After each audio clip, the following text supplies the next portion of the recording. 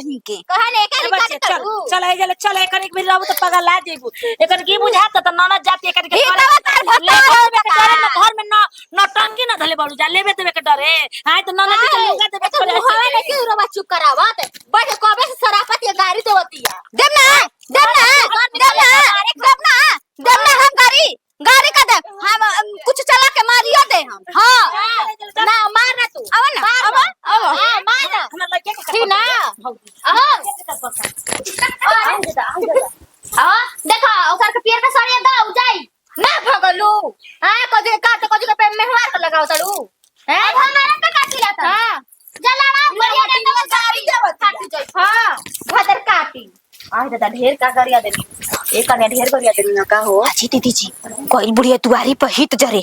हित अंजरे गइल हां आ मार चक छक से आंगना में ताकत रहन सा ढेर फुहर कर देनी है काजी आ लगा तो बढ़िया आवत है का ता हां गरियावा करे राड़ी का हो करे सब भैया बोल ना चल कलेजे में ठंडक पड़ गनु अब गरिया सुन अब लड़ा से छोटा छोटी कला से एको को लंगोटा सिया देतन दोनों के बाजा सना खड़ा में तू आवा अरे देखी मम्मी जी तारा बीच में मारे बा एक का जान मार तो चल ये ढेर बोलतिया अब बोली लाग दे छोड़ दे हमरा के गड़ के मत ना गड़ के मार तब ठीक हो जाए आई ये कन्या मरवा देनी हमरा के मरवा देनी नु कन्या तो लोलावा कमर पकड़ लेनी हां आई तनी से गिर गेलो दिन में निकाल रे कोठीलावा में त कहता ना मई कीरी एथी पर गइल बाई माटी मारे जुला त मुसावा कोड़ले रहन सन हरावा लौकल ना आ उठा लेन त कहता ना में गिर गइल बाई सन कन्या के हाला कइले बा दुआर पर तन को लाज नहीं खेला ए कन्या काजी मम्मी जी का करत हो आय अरे पाहुन फोन कइले रहनी जे हो ओकर ससुई बुचिया के का को तनी पाहुन जी ओ पाहुन जे ना ओकर ससुई पाहुनवे फोनवा कर कह के देलहन पर नाम कइलहन ओकर ससुई को हती त दिन धरे के अब का करियो भात पे पैसा कौड़ी होइए नहीं खे अब बुझाते नहीं के कैसे दिन धराई बर विदाई होए न कम से कम भागो जेबू त 10 किलो मिठाई 5 गो लूगा ना देबू त का देबू हां जी मम्मी जी अब दोबारा तेबारा गइली अगली 10 किलो में एक करे ई बताओ मन तनी गाउने दोंगे तेंगे चल गेल अब मने जाते तब एके का देबू 2 किलो देबू आधा किलो देबू निक लागी 5 गो लूगा ना देबू हैं ए मम्मी जी अब हमारा भी कहां से पैसा जी वहां के जौन कमाता नहीं तौन अब रौरे न एथी में रहत टुए तो ओए हाथ तो में तो कुछ नहीं हमारा का भी कहाँ करे हम से तो बुझाते पैसा? नहीं के दिन धर के ना हम तो कहनी तो 2 महीना रुक जाए तो कहत नहीं ओकर ससुई कहते त ना जतना देर रुकनी अब रुकनी हम ना रुकब बुझाए बियाह कइले बनी अपने के राखे खातिर गोइला 6 महीना हो गेल ना कौन भाई 6 महीना 4 महीना ले का थी बटी मम्मी जी अब देख ली रहुआ बड़की दीदी जी ले कहीं जाके अब बड़की दीदी जी ले हम का कहीं कनी त ना हो तो बतियै तू दे तू जा 1500 रुपया तू दे तू हो दे तो कुछ कह ये पड़ा मम्मी जी हमारा भी कहां से पैसा जी बबुआ अपना मन नहीं के बुझात कि हमारा भी कहां से पैसा त बबुआ ले बतियाई के ह बारे में तरवा सोचबो मत करम हां बतियावा तनी कहिए तो एडवांस लेके दिया ना तब का करब 1 क्विंटल चौरा बेचम इहे नु करम मम्मी जी चाउर गेहूं के बेचे के बात मत करे घर के खर्ची बेच के या बेटी के विदाई करम आ 10 किलो 5 किलो मिठाई देम अपना मन का करम इज्जत तो तोपे के बा तो केहू तरी करबे न करम तू करबे ना करबू करबे ना करे लइका ले काहे एडवांस मांगे के तो देबे ना करी हस तो कहां ले हम करे बुढ़ा के बेच दी अपन करे जवा हम बेची देख ली रौरा ओहे नु कनी आना तो बतियाई ह ठीक बा वहां से हम कह आना तो फोनवा लगा के हमरे के दिया हमें बतिया ले आ गेहूं चाउर बेचे के बारे में रौरा सोचबो मत करम आर तो पैसा रही त हमरा शौक बा गहम चाउर बेची ठीक है जाई जौन करे के बा करी नीलू कहाँ भी वो बड़ा की? एगो लुगा बटुए रौरे एई में के लुगा दे के फरिया ना देती कौन हां काम तारा बटुए कहाला ले एगो लइके बे एगो लुगा देके आई थी भिख मंगवा निहना खरिया दे त लइकी एगो लुगावा खातिर हम लइके तोने लोग के झुराइल बिया हमर जेम नो तो एगो लुगा का एगो ना दिया जा भिखमंगवा कहेला नु जतना भिखमंगवा खा लियन सब पी लियन सब लियन सब पही लियन सब निमन का आदमी जीवन भर ना करी उधइला इस सोच के आथी करे में रह जाई हां तो तब का कहताड़ू जाय त बोली सास आदमी ठीक कर देले हसको बट्टे ना तो सास ना कहई हन आवा तरी बतिया खती 8-10 किलो मिठाई 8-10 किलो मिठाई बता के घरे ना मिठाई के पेड़ बा तुराई और पहले मिठाइया झापी मिन का लइकिया के भरा जाई 5-6 लुगा कमे 5-6 लुगा के पैसा लागी। हाँ जतन दीदी से कह हम कि दीदी रे देवे कोई तो दे हम। हाँ हमारा बस के बात नहीं खे देतनी इनका के पैसा मांग के वहां से अउहो को दे देम ते एको करम हम बाकी ना छोड़म भइल बैठे चतुर 10 गो लुगा दिहन 8 किलो मिठाई दिहन देखत तनी कैसे दे देवेली बिरदंगे लगा दे घर में हम। हाँ चल तो ठीक नहीं लगी दीदी यार कहाँ कहाँ जात रही जा घूम आम चुरावे जात रही जा तो महुआ बिने जात रही जा दीदी चल जाए तो ठीक ना लगे कैसे रहो हम दीदी बुचिया अरे दीदी कहीं रहो तरी रे बुची तो चल जेबे तो इजको मन ना लगे पागल हो आइम ना आए ताके तो कहते मन के चल माई कहते ने बे कि ठीक बा चल जाइए लिया के बुचिया के तू तो चलबे न करबे जीजा ले बात कोई नहीं तो कहतन कि कौन दिक्कत के बात बटो लिया के आ जाई हो तो फिर पढ़ाई न छुट्टी है जैसे ही दादा 10 दिन खाली छुट्टी जेता का हो जा तोरा मने ओजी लाग जाई तो जे ट्यूशन स्कूल सब पकड़ ले हो जे जाइए पढ़िए लिखिए एमे का दिक्कत बारे झूठो खाने तू डेराइल बाड़ू रोवतारू रोवल जाला आइम ना हम बता तो जात रही जा आम के पेड़ पर चढ़त रही सब बिनत रही कैसे आवत रह सन दिमिया तो भागत रही जा ए बुचिया वो सब तो बड़ी याद आवेला रे कि आम के पेड़ पर जा तो इमली के पेड़ पर जा तब बेकन चाचा के खेत में चले सब्जी के मुरई चोरा के लावा तब बैगन चोरा के लावा अब वो सब कहाँ मिलत तो अब ओजी तो जाई ना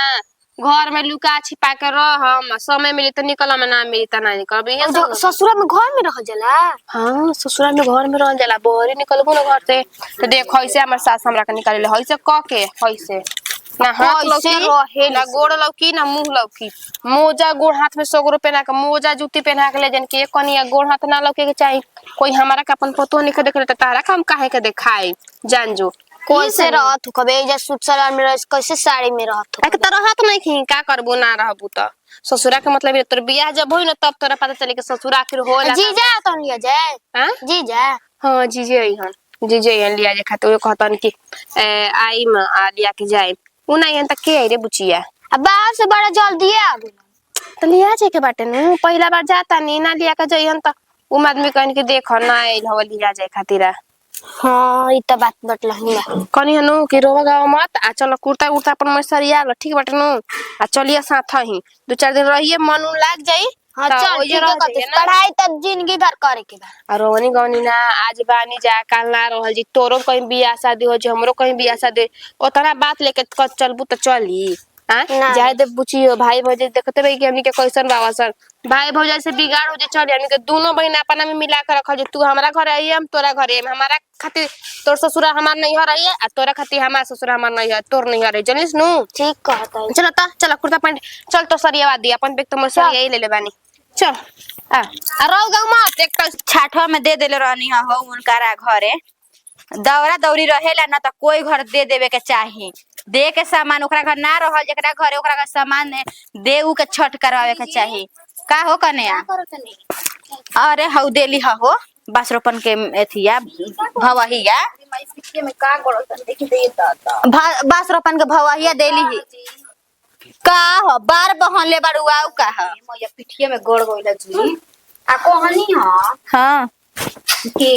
देखो तनी मम्मी जी के डरामा नु अब का हो गई देखी दीदी हम तरवा से तो कह देता नहीं राउर मन होई तरवा करम लेकिन हमारा से कोनो उम्मीद मत रखम न रौरा रखम न मम्मी जी रखम रौरे बताई 2 बार 3 बार आइली गइली ससुरा हां आ कह तारी कि कनिया पैसा नहीं थे पैसा द जा बुचिए कम से कम तो कतनो रजा सर मत 8 किलो मिठाई या 5 को साड़ी दियाई न त हम गेहूं चाउर बेचम कने गेहूं चाउर पे धावा मम्मी जी अच्छा बबुआ का झुनझुना हो का कि को जब मन कइला तो बजा देनी जब मन कइला तो हटा देनी हैं दीदी जी का है आधा किलो मिठाई पर नहीं नियरिया थे काहे नहीं जिंदगी बा मतलब अब आव जात रही हन तो हमनी के भागी लिखैले बानी जात और बेटी कबो आव जात भागी लिखले हैं लिखले बा हमार भी तो लुगो फाटा नहीं कि अभी हाथ ऐसे सके तो बका के बबुआ के पापा खुदे उनका अभी काम उम नहीं खे लागल बढ़िया से कहत नहीं कि पैसा उसा नहीं खे मिल तो तनिया में काम चलई ह मान ल कि 5000 रुपया रख ले बानी लइका के हरला परला में के दी फिर हो का जाने के दिया के ना दी हमने जी एक बात रवा जान ली के हम धइले बानी पैसा लेकिन 1 रुपया कोई के ना दे कोई के 1 रुपया ना दे काहे देम का है आवत तारी तो 100 रुपया लइकन के आटा पे धरत तारी कि हां भौजी ला है बीमार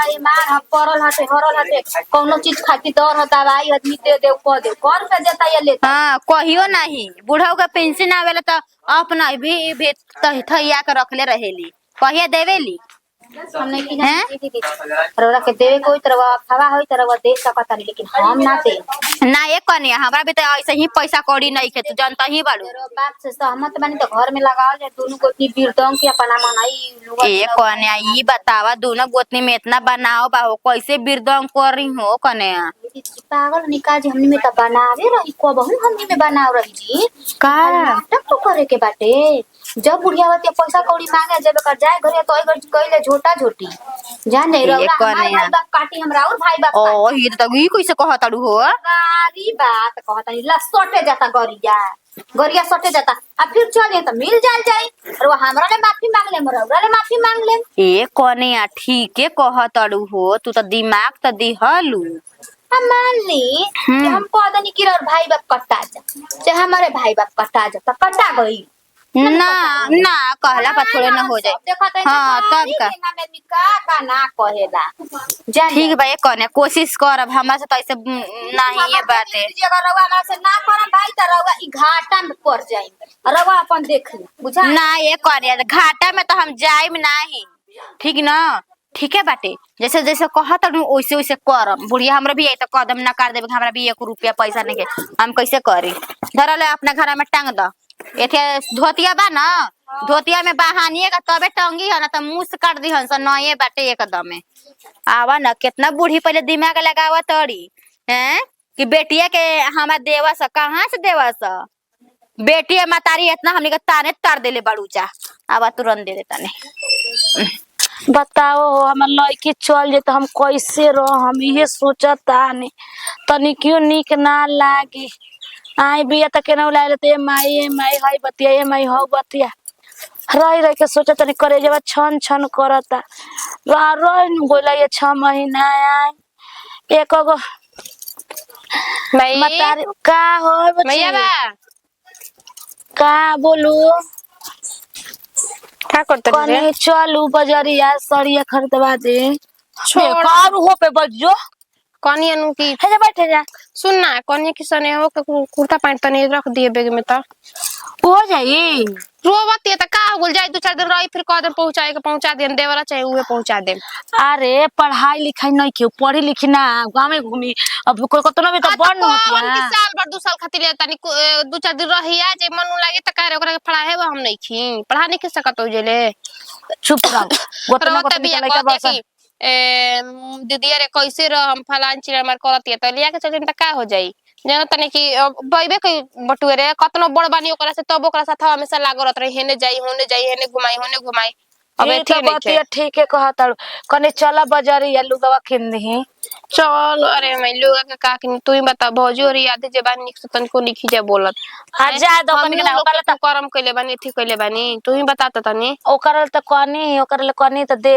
पैसा बउए त साड़ी दुगो के दियाई न 5 गो त कहते 5 गो देई आ गने दोंगे का जाता त 5 गो 10 गो के साड़ी दियाई ऐसे ऐसे ऐंठ के बोलई हम कनी त देख करे बुझा काहे ना कर बुझा चाउर गो हम बा न हम बेच के करब त डल्ले बा पैसा कलहिया वो तो चल हो जाए ना देसन अपन बेले तो हम किनबे न करम जतन जूरिया ए माई हमरा साड़ी का असर नहीं खेले कि तू हमरा का साड़ी देबी निक से बोल देबी तौने हमरा खातिर ढेर बजन सुनो ए बचिया उन लोग के देखा तनी कि उन लोग के कितना दिमाग चलता मती खातिर चलता कि हइसे ना उसे मार बतिया जे 4 तरह के तितड़ी में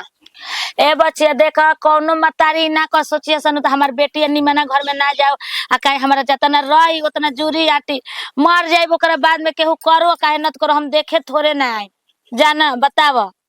हैं के आई रे मैया तू ना रहबी तो हमें जिया है कोनी सने से के बचिया जैसन तो हमनी के भौजाई के लूर रहन बानू